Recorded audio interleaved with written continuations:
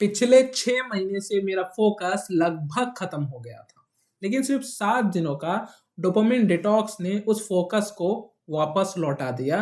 तब मुझे समझ में आया, दिक्कत मेरे कंट्रोल में था ही नहीं, बल्कि मेरा दिमाग ही ओवर स्टिम्युलेटेड हो चुका था। और मैं जो आज तुम्हारे साथ शेयर करने वाला हूँ, वो किसी बुक या थ्योरी की बात ही नहीं है। ये है मेरी खुद की रियल लाइफ़ स्टोरी, जिसे मैं खुद फ़ील किया हूँ, टेस्ट किया हूँ और फिर उसका रिजल्ट अपनी लाइफ में क्लियरली देखा हूँ।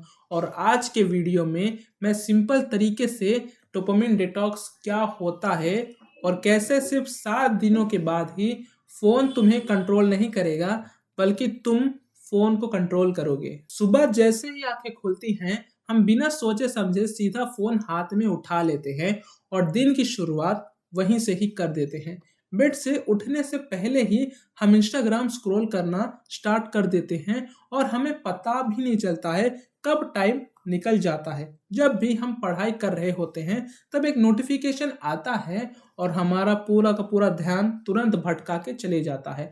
रात को सोने से पहले हम एक रील देखते हैं, एक ही रील तुरंत अच्छा लगता है और दिमाग एक छोटा सा रिवॉर्ड मिलता है। फिर नेक्स्ट रील आती है, फिर नेक्स्ट रील आती है और देखते ही देखते रील्स में हम फंस जाते हैं। हमें बिना टाइम का एहसास भी नहीं होता है और ये सब मेरे साथ हो चुका है। मैं फ़ोन सिर्फ 5 मिनट के लिए उठाता था, लेकिन देखते ही देखते 1 घंटा कब निकल जाता था पता ही नहीं चलता था। मेरा दिमाग हमेशा थका हुआ रहता था और धीरे-धीरे मेरा मोटिवेशन भी बिल्कुल से बिल्कुल ख़त्म हो जाता था। तब मुझे धीरे-धीरे समझ में आने लगा कि असली प्रॉब्लम फ़ोन खुद नहीं था, बल्कि मेरा दिमाग ही इतने सारे रील्स, नोटिफिकेशंस और इंस्टेंट रिवॉर्ड्स की वजह से डोपामिन से ओवरलोड हो चुका था। इसलिए हर प्रॉब्लम, हर नॉर्मल काम मेरे लिए बोरिंग लगने लगा। डोपामिन एक नेचुरल केमिकल है जो तुम्हारे दिमाग में बनता है और वो तुम्हें तुरंत अच्छा और हैप्पी फील करवाता है। जैसे तुम रील्स, शॉर्ट्स, लाइक्स, मैसेजेस ये सब कुछ करते हो ना, इन सब से दिमाग को खुशी मिलती है और इसको सिग्नल ब्रेन देता है। इसलिए तुम बार बार फ़ोन को चेक करने लगते हो। जब दिमाग को बार बार जल्दी मिलने वाली खुशी, इंस्टेंट रिवॉर्ड जो होता है ना, उससे तुम्हारा आदत बिगड़ जाता है। पढ़ाई या काम में तुम बहुत स्लो हो जाते हो और तुम्हें बोरिंग और हैवी फील लगने लगता है, चाहे वो कितना भी ज़रूरी हो। डोपामिन रीसेट का मतलब होता ही ये है कि जो तुम्हें इंस्टेंट रिवॉर्ड आता है ना, वो ना आए और शांति से तुम अपनी चीज़ें और भी इंटरेस्ट के साथ कर सको। ब्रेन को दोबारा सिंपल चीज़ों में खुशी ढूंढना और सिखाना होता है। और सबसे अच्छी बात ये है कि ये पूरा प्रोसेस सिर्फ 7 दिनों का होता है, जिससे तुम अपनी लाइफ को फॉलो कर सकते हो और बिना किसी चीज़ को बदले। पहले दिन में तुम कुछ भी बंद नहीं करोगे, तुम बस ऑब्जर्व करोगे और ध्यान से देखोगे कि तुम फ़ोन को कैसे और कितनी बार यूज़ कर रहे हो। तुम धीरे धीरे ये नोटिस करोगे कि बिना किसी रीजंस के तुम्हारे हाथों में अपने आप फ़ोन बढ़ता जाता है और तुम फ़ोन को अनलॉक भी कर देते हो। फिर चाहे देखो या ना देखो, ये सब मैटर नहीं करता है, बस आदत बन जाती है। जब मैंने ये एक्सरसाइज की तो मुझे सच में काफ़ी शौक लगा, क्योंकि मुझे पता ही नहीं चलता था कि मेरे हाथों में फ़ोन कब आ जाता था। बिना किसी रीज़न के मैं फ़ोन को चेक करने लगता था और मुझे खुद भी इसका अंदाज़ा नहीं था। बस एक सिंपल सा स्टेप फॉलो करो, जब भी तुम्हें फ़ोन उठाने का मन करे तो 1 सेकंड रुक जाओ और खुद से पूछो, क्या मुझे फ़ोन उठाना है तो क्यों उठाना है?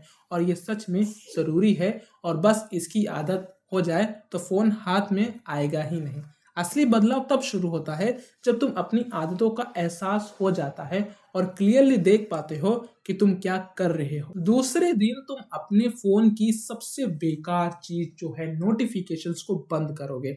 और ये चीज़ ज़रूरी है ताकि छोटी से छोटी पिंग डिंग तुम्हारा ध्यान ना भटकाए और सिर्फ कॉल्स और ज़रूरी मैसेजेस ही तुम्हारे लिए इम्पोर्टेंट हो। जब मैंने ये नोटिफिकेशंस बंद किया ना, तो मुझे एक अलग से ही शांति मिली, क्योंकि मैं बार बार फ़ोन वाइब्रेट नहीं कर रहा था और हर मिनट ध्यान नहीं तोड़ पा रहा था। इसलिए मेरे दिमाग को काफ़ी टाइम मिला और मुझे बहुत अच्छा भी फील होता है। तुम्हें शुरू में ऐसा लग सकता है कि अगर नोटिफिकेशंस बंद हो जाएंगे तो शायद मेरी कोई भी ज़रूरी अपडेट्स या फिर जो मैसेजेस होते हैं वो मुझे तक आएगी नहीं, लेकिन सच ये है कि जब बात वाकई ज़रूरी होती है ना, तो वो कहीं ना कहीं से तुम्हारे पास आ ही जाती है। तीसरे दिन एक सिंपल रूल फॉलो करो कि सुबह आंखें खुलते ही सीधा फ़ोन हाथ में मत लो और खुद को थोड़ा-सा वक़्त दो।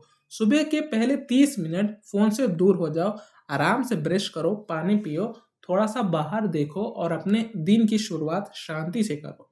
मेरे लिए ये दिन सबसे ज़्यादा मुश्किल था क्योंकि बिना सोचे समझे ही मेरा हाथ बार-बार फ़ोन की तरफ जा रहा था और लेकिन तब भी मैंने खुद को रोक लिया। मुझे ऐसा फ़ील हुआ जैसे मैं धीरे-धीरे अपनी आदत को छोड़ रहा हूँ और अपना कंट्रोल वापस ले रहा हूँ। चौथे दिन एक छोटा-सा सोशल मीडिया फ़ास्ट रखो, जिसमें सिर्फ़ 24 घंटों के लिए इंस्टाग्राम, फ़ेसबुक और वाईटी शॉर्ट्स को कंप्लीटली बंद कर दो और तुम देखो कि बिना ऐप्स के तुम्हारे साथ कैसा होता है और तुम्हारा ध्यान कितना फ्री रहता है। तुम्हें लगेगा जैसे अचानक तुम्हारे पास बहुत एक्स्ट्रा टाइम आ गया है, लेकिन सच ये है कि ये टाइम पहले भी था। बस फ़ोन ही धीरे-धीरे पूरा टाइम ले लेता था, तुम्हारा पूरा टाइम वेस्ट कर देता था।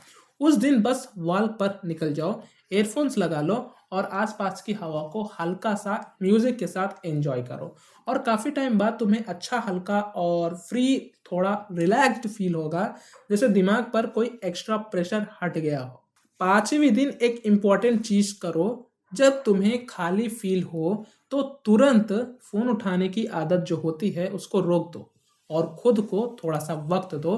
बिना डिस्ट्रैक्शन के बैठो ताकि तुम्हें इस फ़ीलिंग से भागने की बजाय उसे समझ ना सको और अपने दिमाग को समझाओ, ज़रूरी है कि बोर फ़ील होना चाहिए, वरना खतरा होता है, ठीक है? इससे क्रिएटिविटी बाहर निकलती है यार। छठे दिन एक सिंपल सा रूल फॉलो करो, एक वक्त पर सिर्फ एक काम पर ध्यान दो, बिना मल्टीटास्किंग किए और बिना बार बार फोन को चेक किए, ताकि महसूस कर सको कि जब पूरा फोकस एक जगह होता है तो काम कितना स्मूथ और फास्ट होता है। अपना फोन साइलेंट में रखो और टेबल सिर्फ वही एक काम रखो जो तुम्हें करना है, ताकि ध्यान इधर उधर ना भटके। जब मैंने ये किया ना, मुझे याद है कि असली फोकस क्या होता है, जहाँ मैं सिर्फ एक काम पूरा ध्यान दे रहा था और काम जल्दी ही हो और बेटर हो था, तो वो स्ट्रॉन्ग फोकस फीलिंग इतनी अच्छी थी कि मैं खुद को एडिक्टिव लगाने लगा। 7वें दिन थोड़ा रुक कर पीछे देखो और अपने अंदर के चेंज को फील करो।